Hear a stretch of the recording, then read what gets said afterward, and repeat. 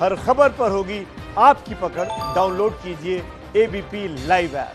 हमारे साथ कानून मंत्री आईटी मिनिस्टर रविशंकर प्रसाद साहब जुड़ चुके हैं। बहुत बहुत स्वागत है सर आपका एबीपी के ई शिखर सम्मेलन पे। उम्मीद करती हूँ आप अपना ख्याल रख रहे होंगे। जी ख्याल रख रहा हूँ, उम्मीद करता हूँ आप भी अपना ख्याल रख रही होंगी। जी स्वस्थ रवि जी, रहिए, सुरक्षित रहिए। Thank you sir, thank you विशेष के लिए। सबसे पहले जो मैं शुरुआत करना चाहती हूँ रविशंकर प्रसाद साहब, वो इस बात से कि पूरे देश ने तालियां बजाई, थालियां बजाई, दिए जलाए, कोरोना वॉरियर्स की बातचीत हुई, उसमें डॉक्टर्स और नर्सेस, स्वास्थ्य कर्मी, पुलिस बल, उन सब की बातचीत हुई, मीडिया कर्मी। लेकिन आज मैं सर झुकाकर अदब से सलाम आईटी जिसके आप मुखिया हैं हिंदुस्तान के, उनको भी थैंक यू कहना चाहती हूँ कि आज आप और हम मिल पा रहे हैं। वो जो पैसे निकालने का काम हो रहा है, या टेस्ट की रिपोर्ट्स आ रही है, या फिर टेलीफोनिक कॉन्वर्सेशन हो रही है, पूरी दुनिया में, सिर्फ देश में नहीं, वो आईटी की बदौलत हो रही है। थैंक यू आपकी और आपकी टीम को। बहुत बहुत धन्यवाद।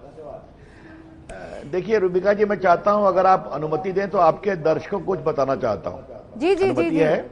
जी सर।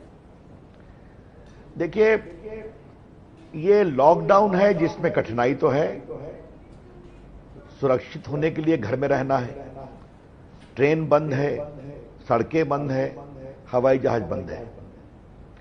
लेकिन देश को अगर जोड़ना था तो उसके लिए टेलीफोन जरूरी है, इंटरनेट जरूरी है, आईटी जरूरी है, और ये सब विभाग मेरे पास है। तो हमने पहला काम यह किया कि देश का इंटरनेट चले, देश की मोबाइल सर्विसेज चले, टेलीफोन लाइन चले, और उसमें सारे प्लेयर्स ने ठीक ठाक काम किया है। आपको मालूम है कि भारत आईटी का एक बड़ा केंद्र है, आईटी सर्विसेज का। तो उनकी दिक्कत थी कि हम कैसे काम करें, दफ्तर बंद है, तो आप घर से काम करो, वर्क फ्रॉम होम। तो हमने उसके सारे नॉर्म्स को रिलैक्स कर दिया, और आपको जानकर खुशी होगी कि भारत की आईटी कंपनी का 85% काम आज घरों से हो रहा है। और मैंने विभाग को निर्देश दिया है कि वर्क फ्रॉम होम को अब परमानेंट किया जाए। अब गरीबों को पैसा पहुंचना चाहिए, दवाई पहुंचनी चाहिए। तो हमारे 1.5 लाख जो पोस्टल के कर्मचारी हैं, उनको कहा जग जाओ, जाओ जनता की सेवा में लगो। और आज मुझे बहुत खुशी होती है, और मैं एबीपी चैनल का भी धन्यवाद दूंगा। 1-2 कार्यक्रम आपने भी दिखाया है कि एक उत्तराखंड के मेजर ने गुहार लगाई, रिटायर्ड हैं, कि मेरे बेटे से किडनी की दवा दिल्ली से आती है, नहीं आ पा रही है।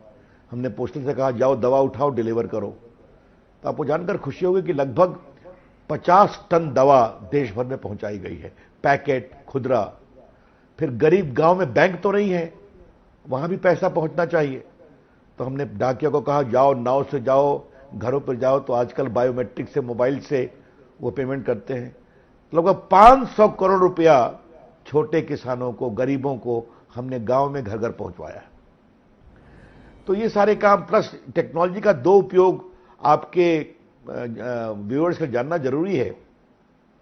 टेक्नोलॉजी में हमने एक काम किया, जियो फेंसिंग। आप क्वारंटाइन में हैं, आप आइसोलेशन में हैं, आप उसे बाहर भागेंगे तो सिस्टम आपको कैच कर लेगा, अपने टावर से आप बाहर जाएंगे, और फिर प्रशासन को इत्तला दी जाती है कि ये साहब बाहर निकल गए, इनका आप ध्यान रखिए। जो इस नंबर के जो मालिक हैं, उसके मालिक कौन है, नंबर का हमें पता नहीं है। और दूसरा, टारगेटेड मैसेजिंग। लगभग 2 करोड़ हम मैसेज टारगेट करते हैं एक इलाके में, एक गांव में, सावधान रहो। तो मुझे बहुत खुशी है कि चाहे हमारा पोस्टल विभाग हो, चाहे हमारा आईटी विभाग हो, चाहे हमारा संचार विभाग हो, इन सबों ने लोगों को जोड़ने में बहुत ही प्रभावी भूमिका निभाई है। तो मैं चाहूंगा कि जो आपने अभिनंदन किया, आपका धन्यवाद, और आपके प्लेटफॉर्म पर मैं भी अपने इन सभी वॉरियर्स का बहुत ही अभिनंदन करता हूं। Once again thank you Ravishankar Prasad sahab. देखिए सर, अब 2 दिन बचे हैं, और ये जो लॉकडाउन 2.0 था, या दूसरा फेज था लॉकडाउन का, वो खत्म होने वाला है। केंद्रीय मंत्री होने के नाते, कानून मंत्री होने के नाते रविशंकर प्रसाद साहब, ये देश जानना चाहेगा कि इसके बाद की रूपरेखा क्या होगी। 3 मई के बाद कैसा भारत इस वक्त आप देख रहे हैं? देखिए, पहली बात तो आप ये जान लीजिए कि हम लोगों ने काम कभी बंद नहीं किया। हम लोग दफ्तर भी गए, कैबिनेट की मीटिंग भी हुई, आपने वो आपके चैनल पर दिखाया गया जो सोशल डिस्टेंसिंग से दूर बैठकर हम लोग काम करते रहे। तो ये और मैं दफ्तर भी जाता था, कोर टीम बैठती थी। अगर देश को संभालना है, चलाना है, मैं बिहार का सह प्रभारी हूं तो डीएमएसपी से बात करना, उनकी रिपोर्ट लेना, फिर अपने क्षेत्र में रोज मैं फोन करता हूं, पटना साहिब में लोगों से बात करता हूं, वहां खाना पहुंचवाता हूं। ये सब काम तो करना ही पड़ता है और मुझे करना भी चाहिए और मैं कर रहा हूं। अब आपने पूछा देश क्या बनेगा, 2-3 बातें मुझे कहनी है। कोरोना के बाद की दुनिया एक दूसरी दुनिया होगी। रूबिका जी, आप तो एक अनुभवी जर्नलिस्ट हैं, कभी कल्पना किया था कि 2 महीने में दुनिया इस तरह से बदल जाएगी? लेकिन बदल गई दुनिया। आपने कभी कल्पना की थी कि अमेरिका के इतने लोग, चाहे वो वियतनाम का वॉर हो या सेकेंड वर्ल्ड वॉर हो, कभी नहीं मरे थे? जो यूरोप का हाल हुआ, जो इंग्लैंड का हाल हुआ। मुझे बहुत गर्व है अपने प्रधानमंत्री नरेंद्र मोदी जी पर कि उनको लगा कि लॉकडाउन करना है, उन्होंने हिम्मत दिखाई और देश को जगाया। मैं एक बात हमेशा कहूंगा, देश जागता है, जगाने वाला होना चाहिए। और नरेंद्र मोदी ने देश को जगाया टीम इंडिया के कैप्टन के रूप में, और सारे प्रदेशों ने भी काम किया। तो एक अच्छी शुरुआत है। जो कुछ मुझे मोटी बात कहनी है कि आपने देखा होगा, आपके चैनल पर भी चल रहा है कि कौन डिस्ट्रिक्ट रेड हैं, कौन ऑरेंज हैं, कौन ग्रीन हैं। तो मैं भारतवासियों से एक आग्रह करूंगा कि इस सावधानी का पालन करें। जो रेड है वो रेड है, तो वहां पर लॉकडाउन की सारी मियाद का पालन करना पड़ेगा। बाकी जो ऑरेंज है और ग्रीन है, तो जैसा प्रदेश प्रशासन निर्देश देगा उसके अनुसार काम करेंगे। अब इन काम को शुरू होना चाहिए, मैन्युफैक्चरिंग भी शुरू होनी चाहिए। आपको आज नरेंद्र मोदी जी की एक बात बताना चाहता हूं। उन्होंने एक मीटिंग में हम लोग को एक बात कही थी कि जब गुजरात के वो मुख्यमंत्री थे तो उस समय आपको याद होगा भूकंप आया था बहुत बड़ा, उसी के बाद वो मुख्यमंत्री बने थे। तो जो भुज जिला है वो बिल्कुल नेस्तानबूत हो गया था। और उस समय बिहार के उप मुख्यमंत्री सुशील मोदी, हम दोनों भूकंप देखने गए थे कि भूकंप में क्या होता है। तो भुज क्या हो गया था, मैंने अपनी आंखों से देखा था। तो उन्होंने मुख्यमंत्रियों की घोषणा की कि हमें भुज को गुजरात का सबसे प्रगतिशील जिला बनाना है। और रूबिका, मैं 2-3 बार भुज गया हूं। आज क्या सुंदर भुज बन गया है, मॉडर्न सिटी, फुल्ली कंस्ट्रक्टेड। तो हमारे प्रधानमंत्री का कहना था उसी भाव से हमें भारत को मजबूत करना है इस कठिनाई के ऊपर। तो हम लोग समझ गए उनका संदेश क्या है।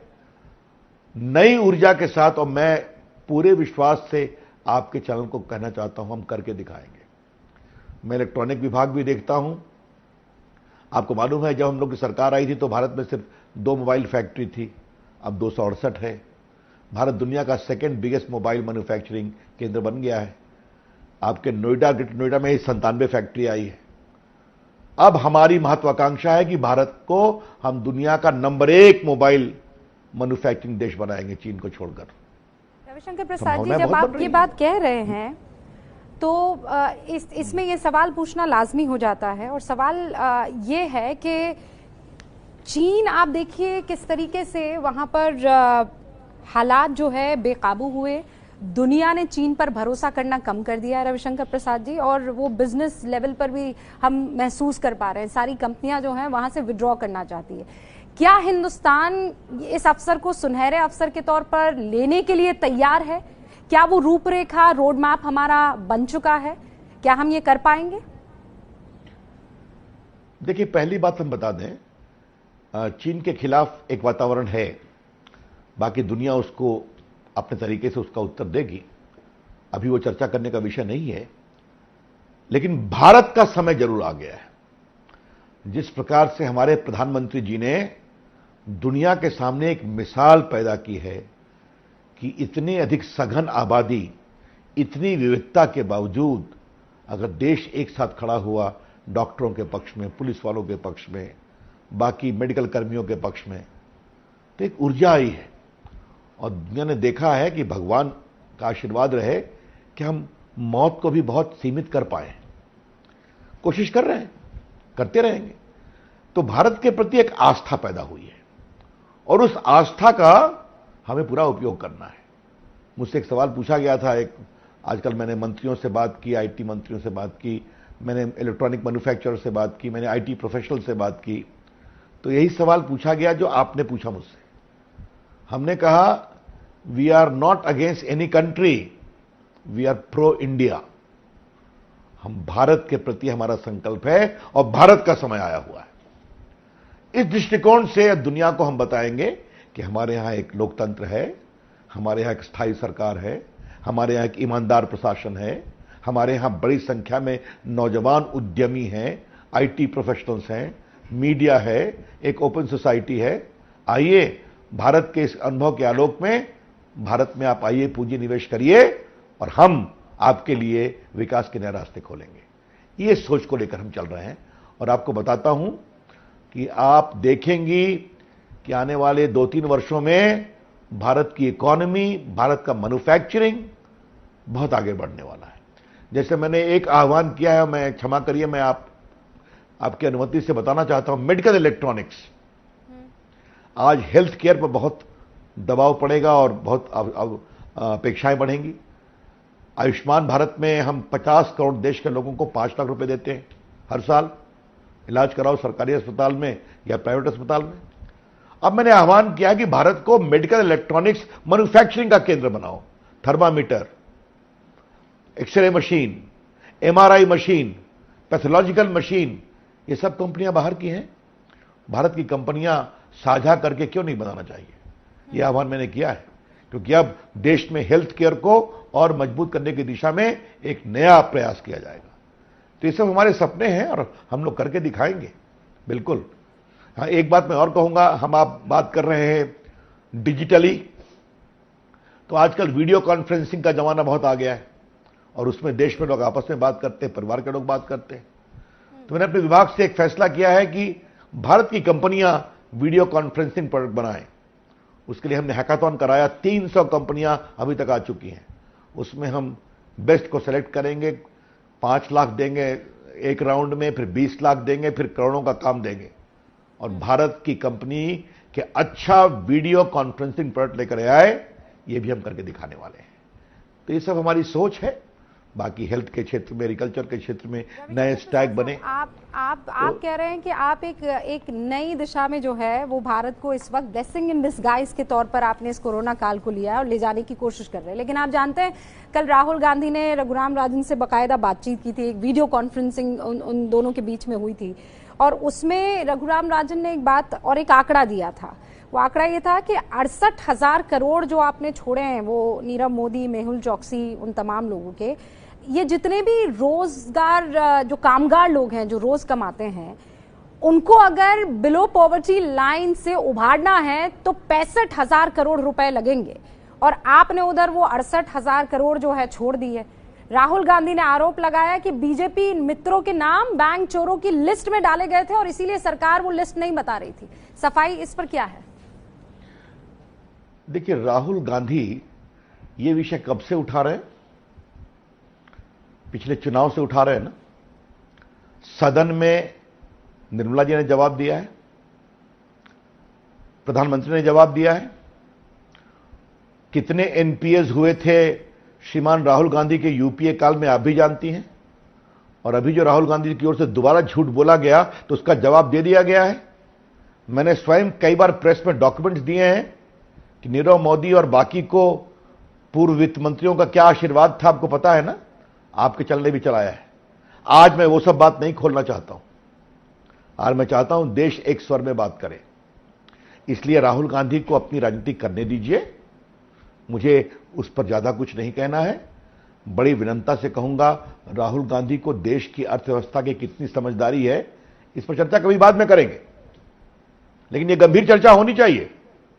और यह बात मैं बहुत जवाबदारी के साथ कह रहा हूं, रूबिका लियाकत जी, कि राहुल गांधी जी को देश की अर्थव्यवस्था की कितनी जानकारी है, इस पर कभी चर्चा करेंगे। लेकिन हां, जिस तरह से हम लोगों ने 1,17,000 करोड़ का पैकेज दिया है, बाकी पैकेज दिया है, एमएसएमई की बात चल रही है, आपने देखा है कि सारे क्षेत्र के लिए हम लोग क्या क्या कर रहे हैं। तो ये देश हम पर विश्वास करता है, करने दीजिए। उनका काम है सवाल पूछना, उनको सवाल पूछने दीजिए, उनका हम उत्तर देते जाएंगे, क्योंकि उनके बहुत सारे सवाल झूठ का पुलिंदा है। ये तो मैं कहता हूं, सारे एनपीए मनमोहन की सरकार के हैं। सोनिया गांधी ने, जो कि कांग्रेस की कार्यकारी अध्यक्ष है, उन्होंने भी उठाया और उन्होंने ये कहा कि आप लोग सांप्रदायिकता का वायरस फैला रहे हैं। जो पिछले हफ्ते कार्य समिति की बैठक हुई थी कांग्रेस की, इस्लामोफोबिया का आरोप लग रहा है। ओआईसी और अमेरिकी सरकार की एक एजेंसी है सर, आप भी जानते हैं, United state commission on international religious freedom, उसने भी कहा है इस्लामोफोबिया का जिक्र हो रहा है। देखिए, पहली बात आप एक बात जान लीजिए कि जो अमेरिका की सोसाइटी का आपने नाम बताया, वो आज से नहीं, वो कश्मीर के खिलाफ भी विषय उगलते रहते हैं और उनका जवाब दिया जाता है। और वो संस्था कभी अमेरिका के अंदर विभेद पर कुछ नहीं बोलती है, उसको छोड़िए आप। मैं आपसे एक सवाल पूछना चाहता हूं, अगर तबलीग जमात के द्वारा गलती की गई तो क्या इस्लामोफोबिया है?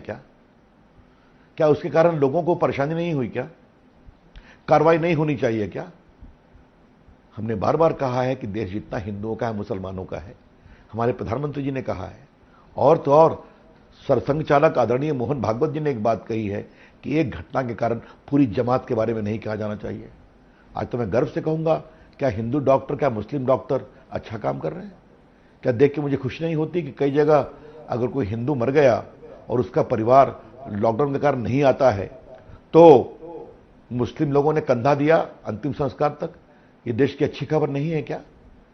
लेकिन हां, अगर ये बोला जाए कि मुस्लिम समाज के लोगों को या अन्य आस्थाओं के लोगों को इस समय उठना चाहिए और बोलना चाहिए कि लॉकडाउन के नियमों का पालन किया जाए।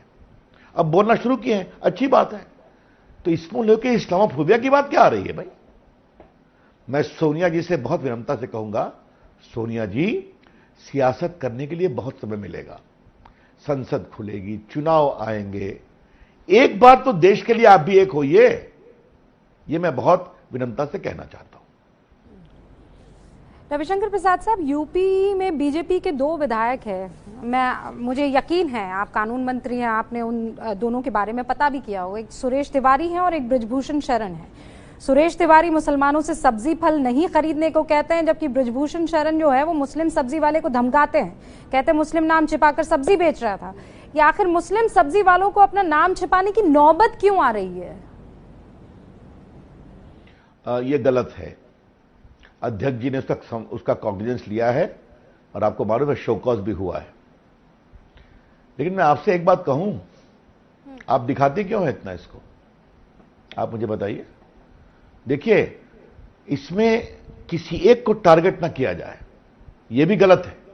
आज आप ही के चैनल पर दिखाया जा रहा है, एक ओवैसी के पार्टी के लोग लॉकडाउन का विरोध कर रहे हैं कि इसमें मुस्लिमों को टारगेट किया जा रहा है। ऐसे लोगों को दिखाना बंद करिए, मैं बहुत विनम्रता से कहना चाहता हूं। और प्रशासन अपना काम करेगा और पार्टी अपनी कार्रवाई करेगी। लेकिन कुछ लोग कोरोना की लड़ाई में अपनी सियासत चमकाने की कोशिश करते हैं। हां, यह ठीक नहीं है। और खास करके अकलियत समाज के कुछ लोग चाहते हैं कि जो अकलियत की पॉलिटिक्स करने वाले पुराने प्लेयर्स अगर हाशिए पर हैं तो हम नए प्लेयर होकर आ जाएं। यह ठीक नहीं है। मैं बार बार कहता हूं कि देश की राजनीति, राजनीतिक विरोध के लिए बहुत समय लोकतंत्र का काम ही है विरोध करना, सवाल पूछना आपका अधिकार है। मुझे अच्छा लगता अगर सोनिया जी यह सवाल पूछती कि मोदी जी आपकी सरकार अच्छा काम कर रही है, मुझे लगता है कि ये कमियां हैं, इसको एड्रेस करिए। मुझे लगता है कि ये काम थोड़ा और देखिए, अच्छा लगता हमें। तो ये तो कभी नहीं होता है। बस मैं एक ही बात कहूंगा, रूबिका जी, मैं बहुत पीड़ा से कह रहा हूं, सोनिया जी, राहुल जी, आप लोकसभा में कहां पहुंच गए 14 में और 19 में, जिस पार्टी ने देश पर 50 साल से अधिक शासन किया है। कभी सोचना चाहिए ना कि देश की धारा से आप कितना कट गए, लेकिन कोई नसीहत लेने की कोशिश नहीं है। अच्छा लगता अगर आज के दिन वो नसीहत देते कि देश एक स्वर में बात कर रहा है तो हम भी उसके साथ चलें। रविशंकर प्रसाद साहब, एक पूरी विनम्रता के साथ आपने कहा कि ऐसी खबरें नहीं दिखानी चाहिए, लेकिन हम तो आईना है, जो खबर घट रही है, जो हो रहा है, वो दिखाना हमारा फर्ज है और आगे भी उस कर्तव्य को हम ईमानदारी से निभाते रहेंगे। लेकिन चूंकि जमात का जिक्र हो रहा है, जो मुखिया मौलाना है, एक मिनट, मैं आपके अधिकार को चोटी नहीं देती, तो आपका अधिकार है। मैंने आपसे आग्रह किया था, बात समझिए। कई लोग लगते हैं कि हम टीवी में हाईलाइट हो गए, उसकी बात मैं कह रहा था। अच्छा, ये आपका विवेक है, आप दिखाइए ना दिखाइए।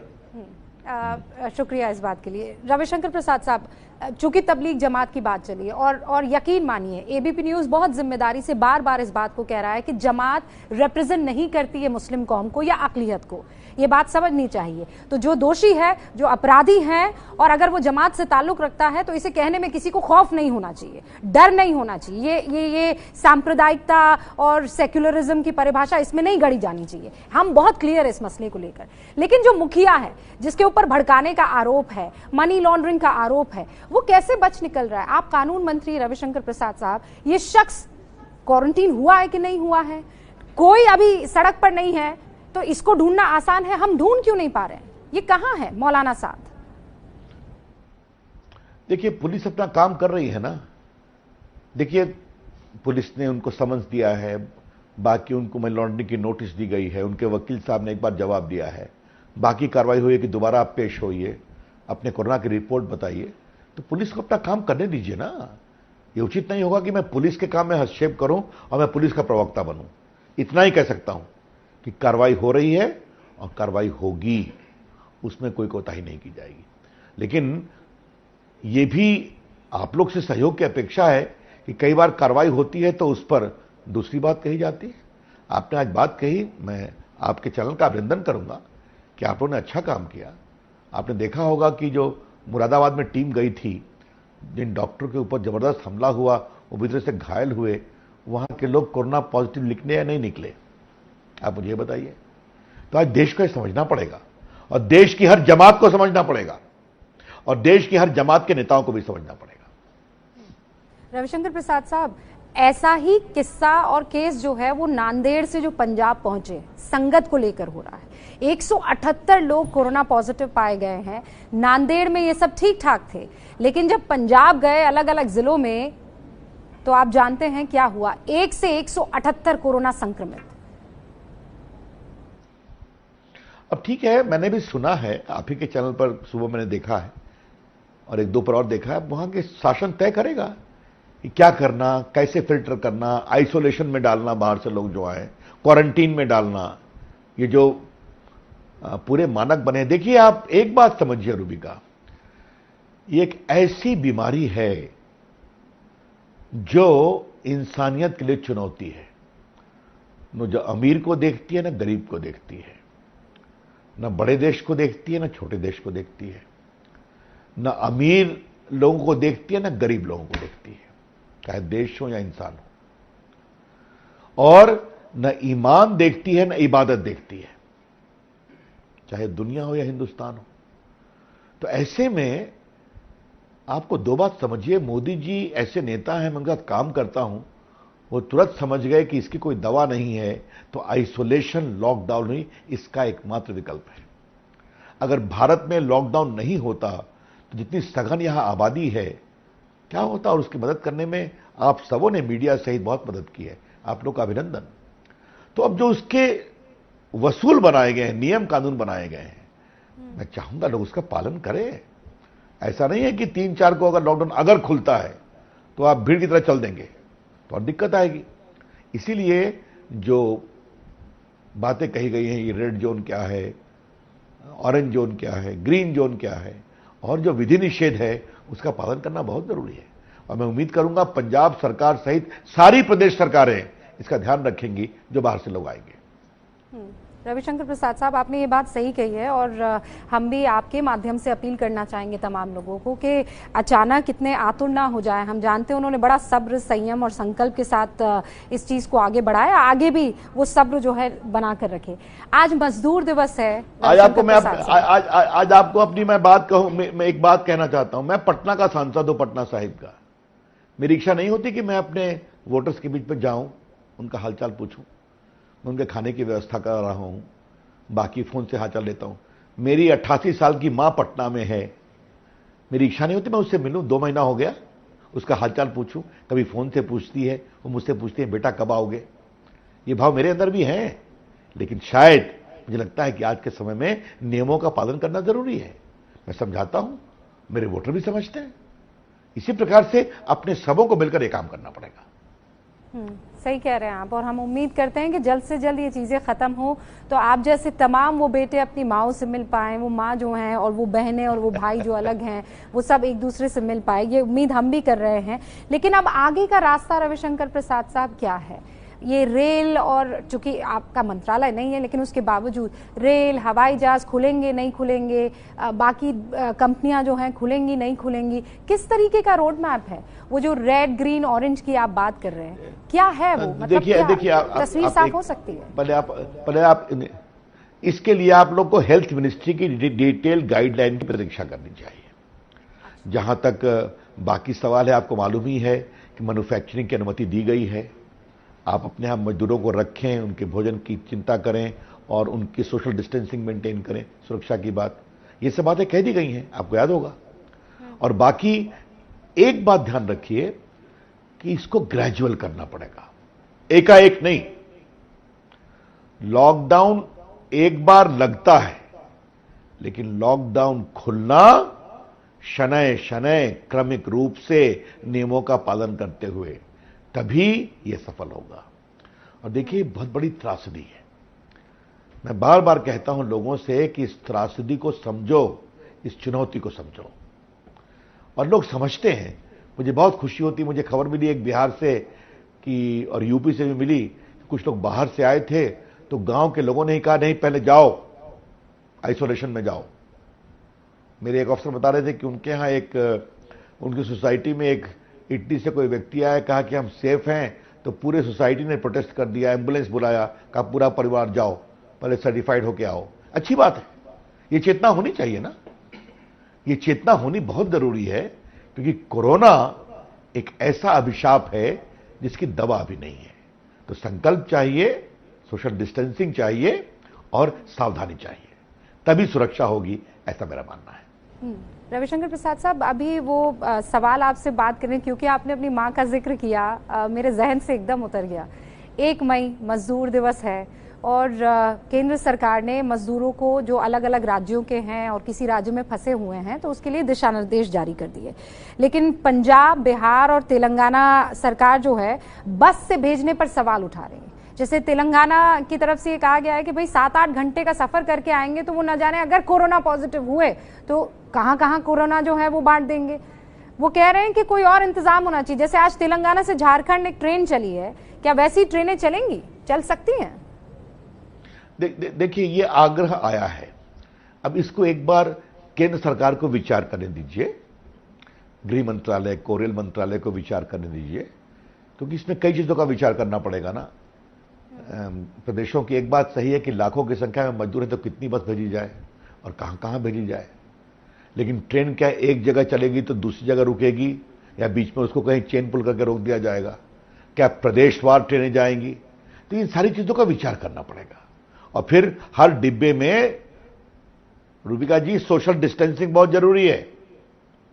इन चीजों का विचार कर करके फिर वहां उतरेंगे, उतरने के साथ उनका आइसोलेशन हो, उनकी टेस्टिंग हो, इन सभी जो चुनौतियां हैं उसको एक बार फाइनलाइज होने दीजिए, तभी इस बारे में फैसला होगा, ऐसा मुझे लगता है। हां, कम संख्या में लोग तो आ सकते हैं, बस से तो आना भी चाहिए। हमारे बेचारे कोटा के बच्चे, बिहार के भी बच्चे हैं, बाकी जगह के बच्चे हैं, उनकी भी पीड़ा होती है।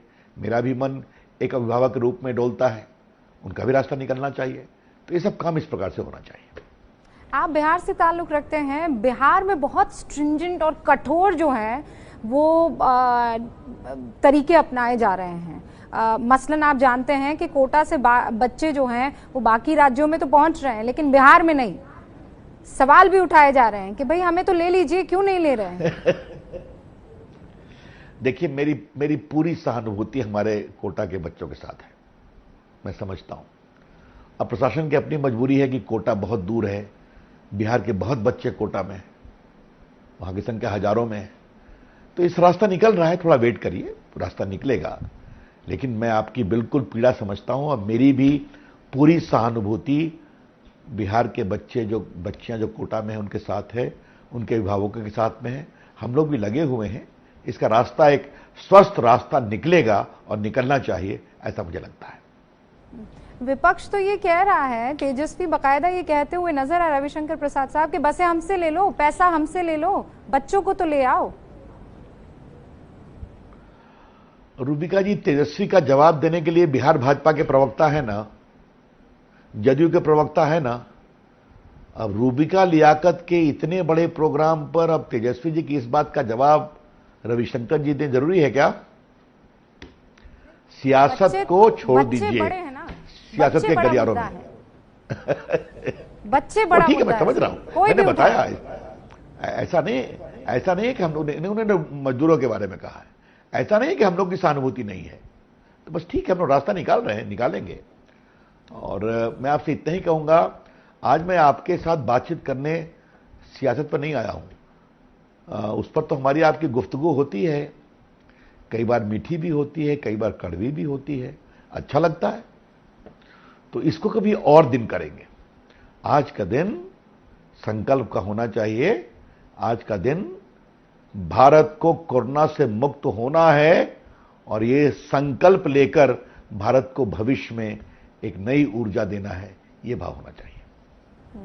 रविशंकर प्रसाद साहब, अब वक्त इतनी इजाजत दे नहीं रहा है कि मैं और सवाल पूछूं। हालांकि बढ़िया हमारा सेशन जा रहा था, खूब सारे सवाल हुए, खूब सारे उसके जवाब मिले हैं, लेकिन एक और सवाल जो अब जहन में आता है कि कोरोना काल में रविशंकर प्रसाद कितना बदले हैं?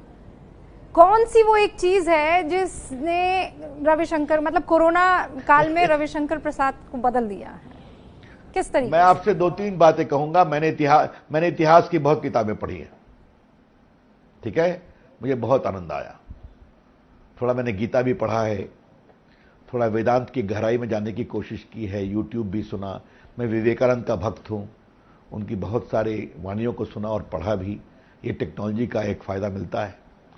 और थोड़ा मुझे योग व्यायाम करने में अधिक समय लेजरली मिलता है, लेकिन बाकी तो 7-8-9 घंटे काम तो रोज करना ही पड़ता है।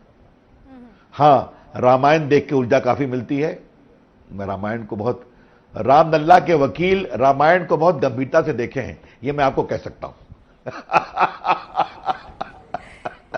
बहुत बहुत शुक्रिया रविशंकर प्रसाद साहब। आप अपना ख्याल रखिएगा, अपने मंत्रालय का पूरा ख्याल रखिएगा, और एक बार फिर से आईटी से ताल्लुक रखने वाले वो तमाम जो कर्मचारी हैं और आपका स्टाफ है, उनको एबीपी न्यूज की तरफ से अभिनंदन, इस देश की तरफ से अभिनंदन। आप इस फाइट को तगड़ा लड़े, यही उम्मीद है। रविशंकर जी, बहुत बहुत धन्यवाद, आपको बहुत शुभकामनाएं, बहुत बहुत धन्यवाद। Thank you sir, thank you.